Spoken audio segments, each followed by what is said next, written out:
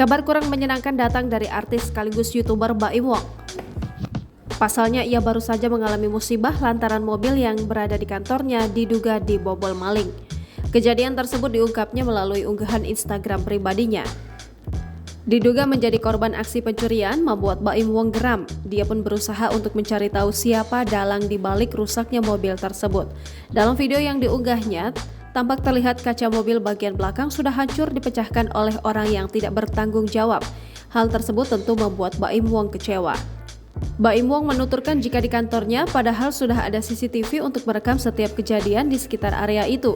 Tapi sayangnya, aksi dugaan pencurian itu tidak tertangkap kamera pengawas. Lebih lanjut, pemilik nama lengkap Muhammad Ibrahim itu menduga bahwa kejadian tersebut terjadi pada malam hari, di mana orang-orang lagi lengah lantaran tengah beristirahat setelah melakukan aktivitas di pagi dan sore hari. Merasa dirugikan dan geram, Baim Wong mengaku akan mencari tahu siapa pelaku di balik kerusakan mobil yang berada di kantornya itu.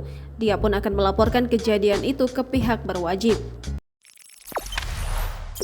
Jangan lupa subscribe, share, komen, dan like ya.